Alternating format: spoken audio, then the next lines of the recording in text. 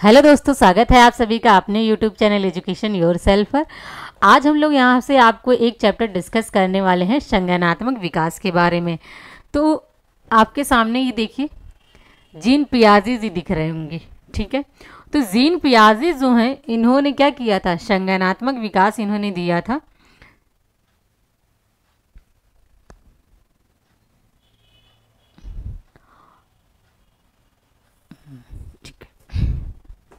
Gene पियाजे महोदय, ये देखिए डायग्राम दिख रहा है आप सभी को। तो इन्होंने संज्ञानात्मक विकास दिया था और किस पर दिया था, ये बच्चों को ये अध्ययन करते थे और इन्हें बच्चों पर ही ये सिद्धांत दिए थे। अब इनका यहाँ पर मकसद क्या था, मतलब आप कोई कार्य कर रहे हैं तो कोई ना कोई आपका उद्देश्य होता है, ठीक है।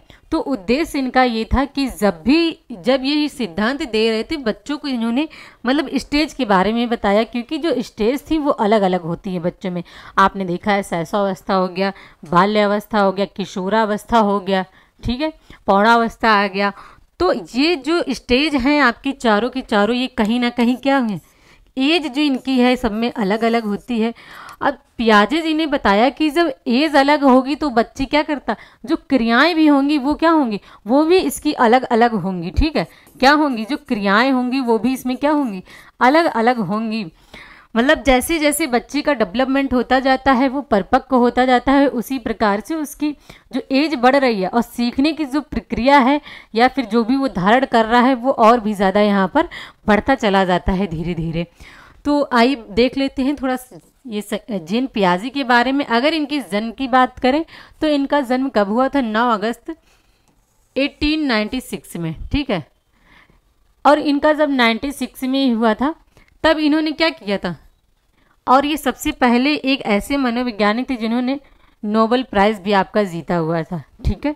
जानवरों पे इन्होंने अध्ययन किया, स्टार्ट भी किया इन्होंने। इसके बाद अगर स्थान की बात कर लें तो स्विट्जरलैंड हो गया, और सिद्धांत इन्होंने कौन दिया था, संज्ञानात्मक विकास, जो आप लोग अभी यहाँ पर पढ़ रहे हैं। और जनक हो गए इनके जीन पियाजे, ठीक है। आगे देखते हैं।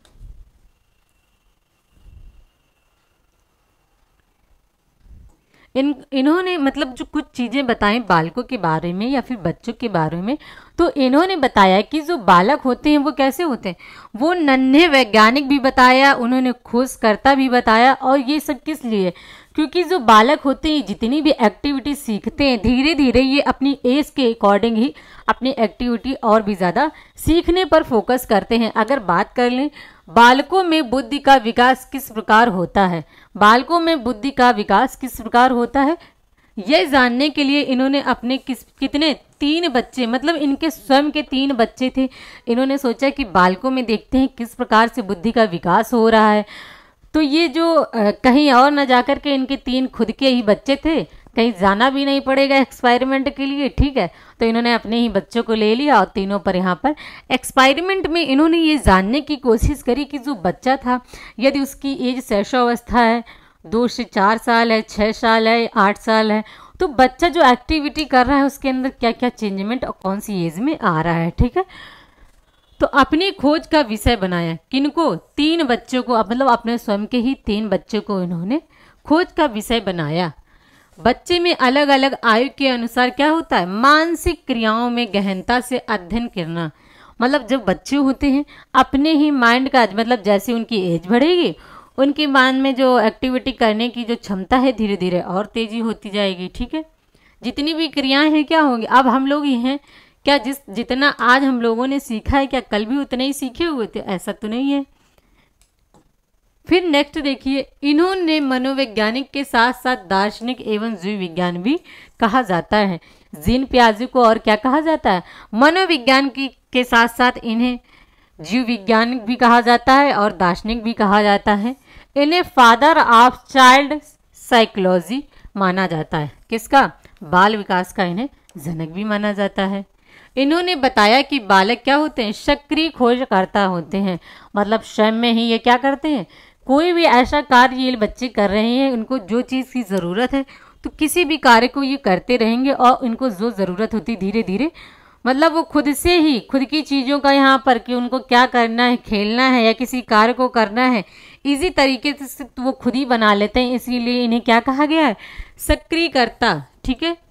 इन्होंने बताया, पियाजे ने बताया, जो बालक स्वयं ज्ञान का निर्माण करता है इसीलिए उन्हें क्या कहा गया है, इसीलिए उन्हें नन्हा वैज्ञानिक कहा गया है। आइए चलते हैं आगे की ओर। अब हम लोग जो जीन पियाजे ने 3 बच्चों पे अपने एक्सपेरिमेंट किया था मेंटल, तो उस पर देख लेते हैं। जब इन्होंने अपना मनोवैज्ञानिक यहाँ पर प्रयोग कर रहे थे कि बच्चों में देखते हैं बुद्धि का जो डेवलपमेंट है वो किस प्रकार से कितनी एज में हो रहा है। ठीक है, तो पियाजे के संज्ञानात्मक विकास की अवस्थाएं, पियाजे ने संज्ञानात्मक विकास को कितनी अवस्थाओं में बांटा हुआ है, 4 अवस्थाओं में बांटा हुआ है। पहली एज कौन सी हो गई, तो संवेदी पेशी अवस्था।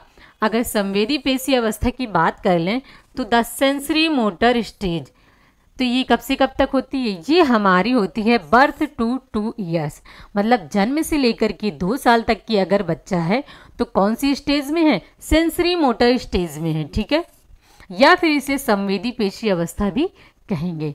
तो आप लोग दोनों चीज़ें यहाँ पर देख लें, हिंदी वर्जन इंग्लिश वर्जन, क्योंकि कहीं ना कहीं यदि आपको हिंदी में सही समझ आता है तो आप लोग इंग्लिश में देख लें। ठीक है, देखते हैं सेकेंड स्टेज यहाँ पर।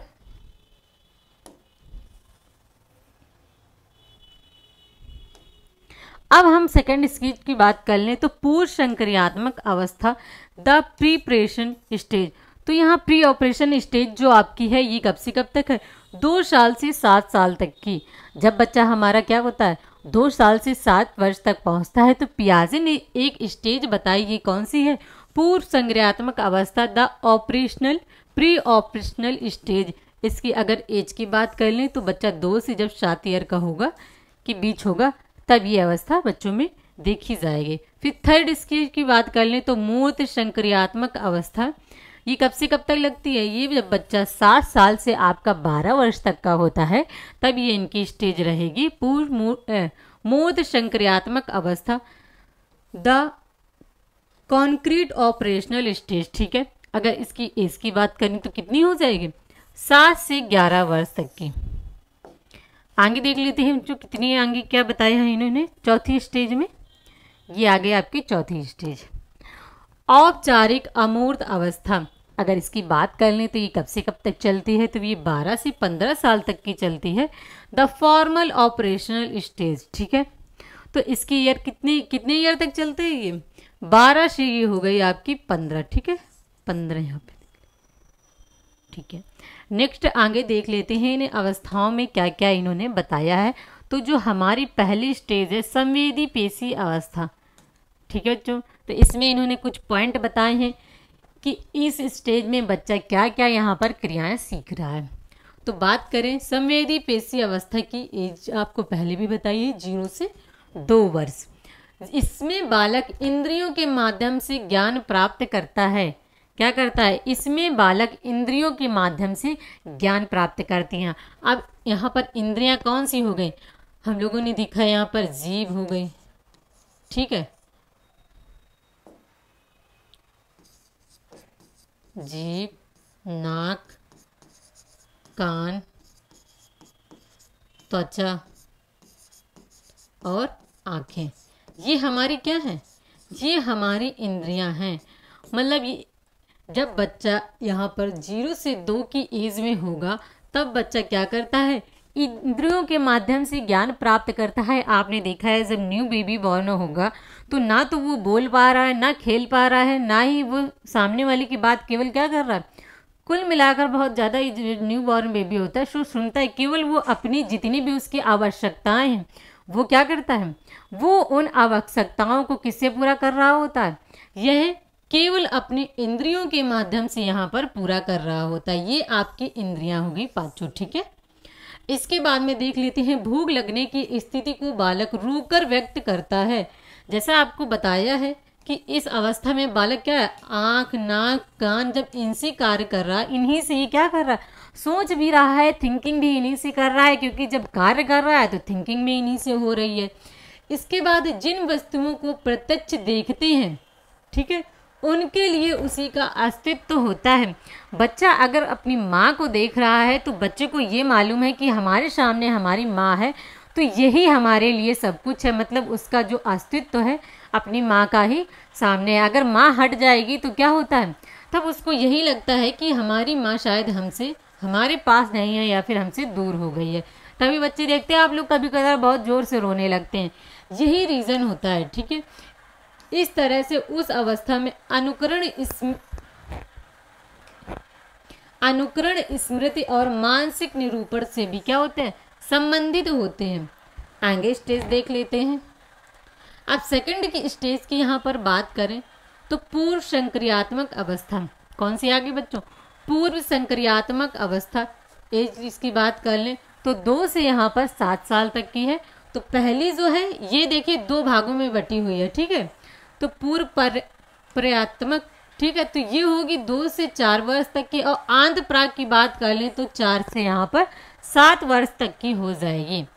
अब इसमें देख लेते हैं क्या बताया गया। इस अवस्था में बालक अपने परिवेश की वस्तुओं को क्या करता है, पहचानने लगता है और उनमें विभेद भी करने लगता है। जो बच्चा आसपास अपने परिवेश में वस्तु देख रहा है, तो खाने की वस्तु को खाने की, यदि खेलने की वस्तु को खेलने की, तो इसमें बच्चा क्या करने लगता है, विभेद करने लगता है। क्योंकि इसकी एज क्या होती है, 2 से 7 साल के बीच है। बच्चा जानेगा खिलौने से हमें खेलना है, खाने को हमें खाना है। ठीक है, इस तरह की जो विभेदीकरण की क्षमता है बच्चे के अंदर आ जाती है। फिर बात कर लें, इस समय भाषा का विकास भी प्रारंभ हो जाता है। बच्चा अब पहले से क्या करता है, अपने जो सेंटेंस है और ज़्यादा यहाँ पर बोलने लगता है। इस अवस्था में बालक नई सूचनाओं और अनुभवों का संग्रह करता है। ठीक है, मतलब वो कुछ ना कुछ अपने अंदर नई जो सूचनाएं हैं, जो सुन रहा है, उससे क्या थोड़ा बहुत बच्चा यहाँ पर अनुभव करने लगता है। ठीक है, इसके बाद है नेक्स्ट यहाँ पर ऑप्शन देखिए, नेक्स्ट यहाँ पर आ गया, वह पहली अवस्था की अपेक्षा नई समस्याओं के समाधान योग्य हो जाता है। जब इसकी पहले की कुछ स्टेज थी 2 से या 0 से 2 वर्ष के बीच में, अब उसकी जो समस्याएं थी, मतलब वो रो कर व्यक्त करता था, अब बच्चा क्या कर रहा है, अब अपने मुंह से बोल ले रहा है, वस्तुओं को मांग ले रहा है। तो इस प्रकार की इसकी जो समस्याएं थी उसको वो अब खुद ही सॉल्व करने लगता है। बच्चों में वस्तु स्थायित्व का गुण होता है। तो वस्तु स्थायित्व क्या हो गया, जब बच्चे के सामने से किसी भी वस्तु को उससे अलग कर दिया जाए तो यही क्या हो जाएगा, यही वस्तु स्थायित्व कहलाता है। थोड़ा सा हम लोग इसको पढ़ लेते हैं, इसके बाद में इसके कुछ क्वेश्चन को हम लोग यहाँ पर सॉल्व करेंगे। इसी वजह से हमने आप सोचा कि अभी एग्ज़ाम भी पास आ रहा है, काफ़ी सारे आपके इससे क्वेश्चन भी आने वाले हैं, थोड़ा सा इसके बारे में फिर से डिस्कस किया जाए। फिर है हमारा मूर्त संक्रियात्मक अवस्था। अगर एज की बात कर ली तो यहाँ पर 7 से 12 वर्ष हो जा रहा है। बोतल इस अवस्था में बालक में वस्तुओं को पहचानने का क्या हो जाता है, विभेदीकरण होने लगता है, मतलब डिफरेंटनेशन। इसके बाद में क्लासिफिकेशन की क्षमता विकसित हो जाती है। मतलब बच्चा जब यहाँ 3rd स्टेज में पहुँच रहा है तो धीरे धीरे वो वस्तुओं की जो पहचानने की उनकी क्षमता है, विभेदीकरण की क्षमता है, वो बच्चे के अंदर पूर्ण रूप से यहाँ क्या हो जाती है, विकसित हो जाती है। उनका चिंतन अब अधिक क्रमबद्ध और तर्कसंगत होना प्रारंभ हो जाता है। मतलब जो बच्चा अब यहाँ पे क्या कर रहा था, जो भी चिंतन कर रहा था, अब वो क्या कर रहा था, लॉजिकली भी सीखने यहाँ पर, मतलब अपना माइंड से भी ये अब चीज़ें सॉल्व करने लगा, मतलब कुछ ना कुछ अपनी बुद्धि का भी यहाँ पर बच्चा प्रयोग करने लगता है। इसके बाद है, इस अवस्था में बालक विश्वास करने लगता है लंबाई, भार, अंक आदि प्रत्ययों पर चिंतन। किसमें लंबाई में, भार में, लेकिन और भी जो चीज़ें हैं उसके सामने, उनमें भी बच्चा क्या करने लगता है, अब यहाँ पर प्रत्ययों पर चिंतन करने लगता है। बालक अपने पर्यावरण के साथ अनुकूलन करने के लिए अनेक नियमों को सीख रहा होता है। अब बच्चा क्या करता है, पर्यावरण में मतलब रह रहा है, यहाँ पर धीरे धीरे क्या करने लगता है कि हमें किस प्रकार से हमको रहना है, अपने आप को अच्छा बनाना है या बुरा बनाना है, इस प्रकार के जो चिंतन है वो बच्चा यहाँ पर सीखने लगता है।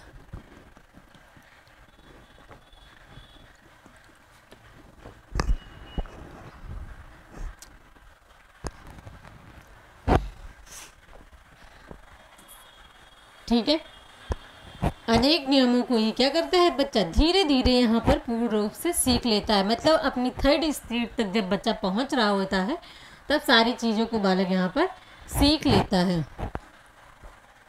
फिर आ गया औपचारिक या फिर अमूर्त अवस्था। अब लास्ट स्टेज यहाँ पर आ गई जीन पियाजे की, कौन सी, 12 से 15 साल तक की, ठीक है। इस अवस्था में भाषा संबंधी योग्यता तथा संप्रेषणशीलता, कम्युनिकेशन का विकास हो जाता है। किस चीज़ का, मतलब भाषा संबंधी योग्यता, आप बच्चे को क्या बोलना है पूर्ण रूप से सेंटेंस का यहाँ पर ज्ञान हो जाता है। क्यों, एज हो गई 12 से 15 साल तक की, ठीक है। फिर संप्रेषणशीलता, मतलब अपने से सामने वाले को किस प्रकार का कौन सा व्यक्ति है, उस तरह की जितने भी चीज़ें हैं बालक ये धीरे धीरे संप्रेषणशीलता है, मम्मी से कैसे बात करनी है, बाहर के गेस्ट आ जाए उनसे कैसी बात करनी है, तो इस चीज़ का बालक के अंदर क्या पूर्ण रूप से डेवलपमेंट हो जाता है। इस अवस्था में बालक विभिन्न प्रकार की समस्याओं के समाधान के लिए अमूर्त नियमों का निर्माण करने लगता है।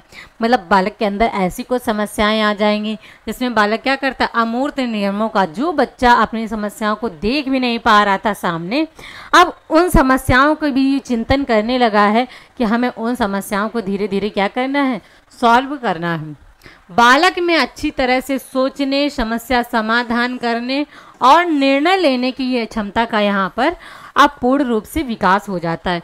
जब बच्चा इन चारों की चारों स्टेज में पूर्ण रूप से क्या कर लेगा, अब पहली स्टेज से जब बच्चा चौथी स्टेज की तरफ पहुंच रहा है, तो पियाजे का यही मानना था कि बालक धीरे धीरे क्या कर ले रहा है, विकास कर ले रहा है, ठीक है। तो दोस्तों आज तक के लिए इतना ही, बाकी आप लोग नेक्स्ट क्लास में भी बना रहा करिए, क्योंकि जितने भी वीडियो आप लोग देखते रहे, कहीं ना कहीं आपको वीडियो देखने पर कुछ ना कुछ नॉलेज मिलता रहेगा, ठीक है। तो वीडियो को आप लोग लाइक करते रहें, सब्सक्राइब करते रहें। एग्ज़ाम भी आपका बहुत ज़्यादा यहाँ पर अब पास आ रहा है, और आपकी वैकेंसी से रिलेटेड जो भी यहाँ पर इन्फॉर्मेशन है, मैं आपको वैसे भी न्यू वीडियो यहाँ पर प्रोवाइड कराती रह रही हूँ, ठीक है दोस्तों। आज के लिए इतना ही, थैंक यू, जय हिंद।